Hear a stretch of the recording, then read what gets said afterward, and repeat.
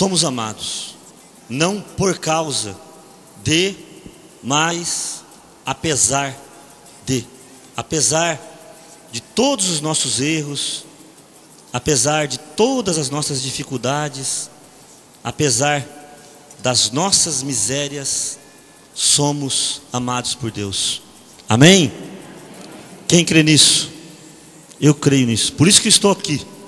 Se eu fosse depender das minhas perfeições, da minha sabedoria, se eu fosse depender da minha justiça, não poderia estar aqui esta noite. Mas estou aqui e quero glorificar o nome do Senhor, não é? Agradecer ao Senhor pelo Natal, pela presença de Jesus na minha família. Louvado seja Deus, não é? Me entristeceu muito o coração. Foi feita uma pesquisa, não sei se vocês leram, entre as crianças, né? E perguntaram para elas de quem era o aniversário no dia de Natal. Sabe qual foi a resposta? Papai Noel. Meus irmãos, se nós não começarmos a fazer algo urgente, Jesus será apagado das nossas crianças.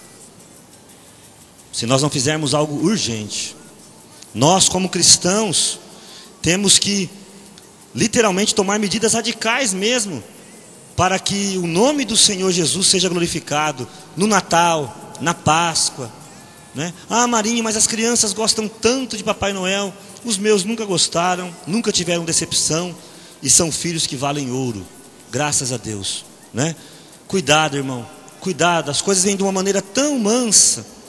Aí aproveitam a história de São Nicolau para fazer uma coisa perto, não tem nada a ver uma coisa com a outra. Infelizmente, às vezes eu vejo até que até alguns padres querem insistir. Não há semelhança de Papai Noel e São Nicolau, são histórias totalmente diferentes. Não há, por mais que se tente, não há. Mas nossas crianças estão aí, né? E eu fiquei muito feliz quando deu meia-noite este ano, Natal, e meu sobrinho, eu nunca sei a idade deles, né? A gente sempre pensa que eles estão com 5, 6 anos. Estou com 10 já, a gente não sabe direito, né? Eu sei que ele é pequenininho. Quantos anos tem o João Pedro, Ziza? Você que trabalha na escola. João Pedro tem o quê? 8, 9, 10? 10 anos? Acho que uns 9 ou 10 anos, né? Ele veio meia-noite em ponto, né? Não vai cantar o parabéns para Jesus? Fiquei feliz de ver isso, né? Graças a Deus lá em casa nós temos plantado esta, né, eu e meus irmãos todos, nós temos plantado esta ideia. Lá, graças a Deus, não tem ninguém se vestindo de Papai Noel, não tem ninguém disfarçado, né? O pai trabalha o ano inteiro, dá isso aqui para comprar um presente para o filho, e o crédito é todo do Papai Noel, né? Não é assim? O pai se mata, faz 10 pagamentos para comprar aquele videogame encardido, né? Aí vai o velhinho lá e fala assim: ó, Papai Noel que deu. E o seu pai trabalhou o ano inteiro, né? E não sabe, coisa triste, né? Coisa muito triste para nós, né? Então lá em casa, graças a Deus, na verdade, meus filhos nem ganham presente. A gente nunca deu presente no Natal, porque nós falávamos que eles eram o nosso grande presente. E o nosso presente para eles sempre foi Jesus. Meus filhos só ganham presente no Natal de amigos ou de amigo secreto. Eu e a minha esposa, nós nunca demos um presente de Natal para eles, né? A gente sempre deu Jesus. Porque é interessante, né? Esse presente que nós demos para eles nunca se desgastou. Nunca se desgastou. Nunca se perdeu. Nunca acabou a pilha. E nunca deu briga, porque o de um era melhor do que o do outro. Nunca deu, né? E eu fico feliz a cada momento em que nós temos uma dificuldade. Ainda esta semana, na quarta-feira, minha esposa foi fazer um exame e constatou uma bolinha de ping-pong no seio esquerdo, né? Não sei como é que ela engoliu aquilo, né? Um nódulo no seio do tamanho de uma bolinha de ping-pong, justamente agora, né? 2 dias antes de Natal, né? E nós fomos lá fazer os exames. Graças a Deus os exames não saíram ainda, mas tudo caminha para que não seja algo mais sério, né? Vai sair na quarta-feira. Conto com a oração de todos, né? Mas eu louvo ao Senhor assim que em meio a tudo isso, sempre as palavras lá em casa são as mesmas, né? Mas o Senhor está tomando conta, Ele tem o melhor para nós. Vamos fazer a nossa parte, vamos fazer o exame, vamos buscar, mas o Senhor tem o controle da situação.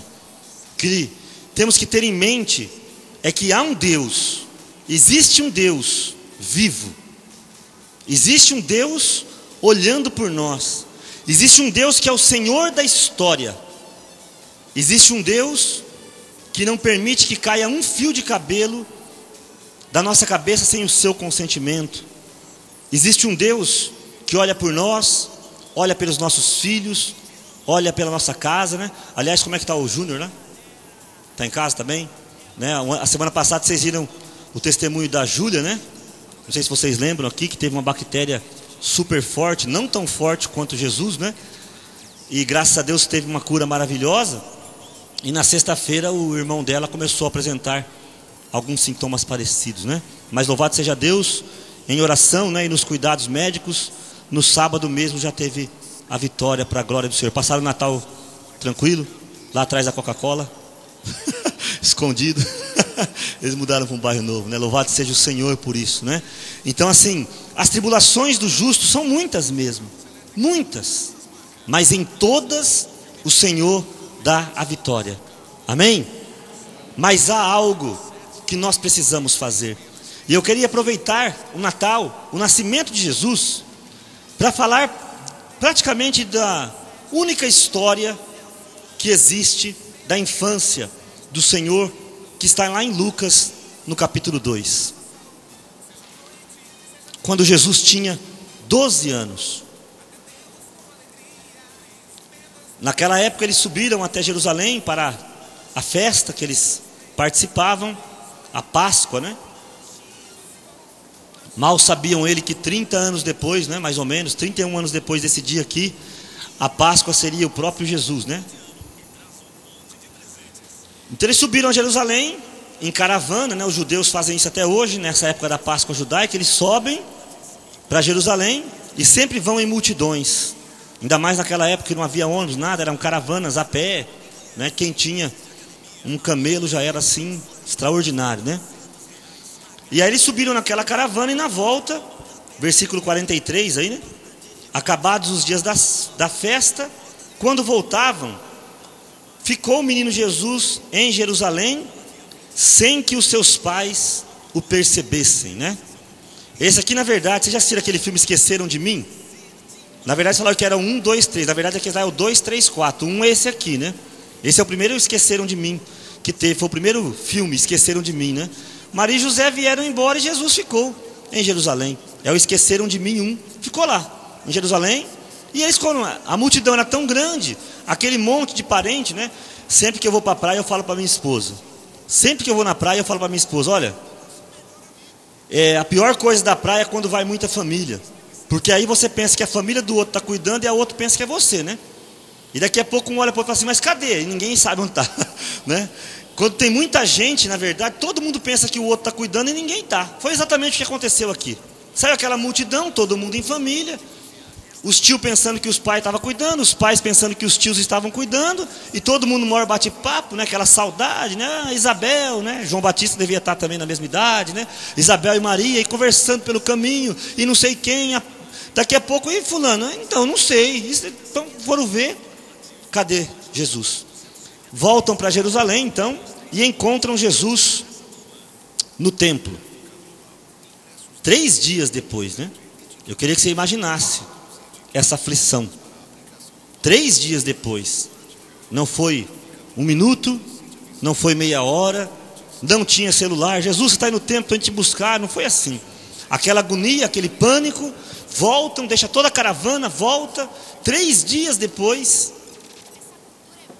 acharam Jesus no templo, sentado no meio dos doutores, ouvindo-os e interrogando-os. Todos os que ouviam Jesus estavam maravilhados da sabedoria. E sua mãe lhe disse, versículo 48, meu filho, que nos fizeste? Eis que teu pai e eu andávamos à tua procura, cheios de aflição. E Jesus então respondeu, por que me procuráveis? Não sabíeis que devo ocupar-me das coisas de meu pai? Eles, porém, não compreenderam o que Jesus lhes dissera. Em seguida, Jesus desceu com eles a Nazaré e lhes era submisso, obediente, e sua mãe guardava todas as coisas no seu coração. E Jesus crescia em estatura, em sabedoria e graça diante de Deus e diante dos homens. E é aí que eu quero, nesta noite, te levar a uma reflexão. Última semana do ano, última reunião nossa aqui na catedral. E eu queria que você pudesse imaginar uma criança linda, perfeita, um homem Deus, o Deus homem, Jesus, igual a nós em tudo, com exceção do pecado.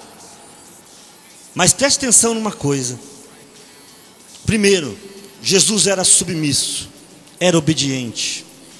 Segundo, Jesus cresceu em estatura, mas também cresceu em sabedoria e graça.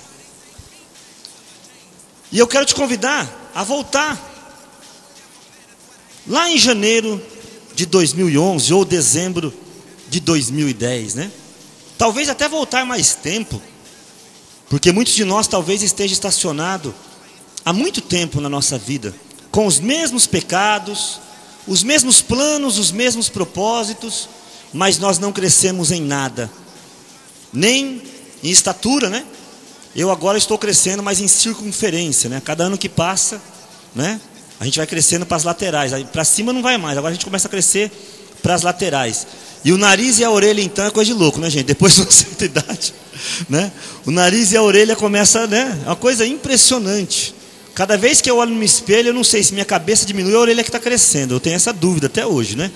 Se a cabeça está murchando ou se a orelha e o nariz é que estão crescendo, né? Tem gente que só está crescendo essas coisas, né? Mas Jesus, além da submissão, ele cresce em sabedoria e graça. E aqui eu quero fazer primeiro uma distinção entre sabedoria e inteligência, porque muitas pessoas confundem isso, né? Há pessoas que crescem muito em inteligência, 2 faculdades, 5 línguas, não sei o que lá, até na própria Bíblia, né? Conhecem a Bíblia, estudam, fizeram muitos cursos. Isso chama-se inteligência. A inteligência é aquilo que vai se adquirindo pelo conhecimento e que serve apenas para a nossa soberba, que serve apenas para que a gente cresça, seja financeiramente, seja, né, no orgulho. Só para isso serve a inteligência. E alguns até crescem na inteligência da palavra de Deus. Agora, né, estou mais inteligente, sei mais do que antes, já posso dar uma palavra, já posso falar, porque agora eu conheço, sei citar a Bíblia. Isso é inteligência. E a inteligência, até o próprio apóstolo Tiago fala, né, que existe a inteligência humana e diabólica. É diferente da sabedoria. A sabedoria é algo que se adquire principalmente vivendo, principalmente colocando em prática aquele pouco que se aprende. O sábio é aquele que aprendeu pouco e praticou muito. O inteligente é aquele que aprende muito, mas pratica muito pouco, e quando pratica é para o interesse próprio, né? Você é sábio ou é inteligente? Você que sabe, eu não posso falar por você, né? Esses dias estava conversando com um dos meus filhos, né?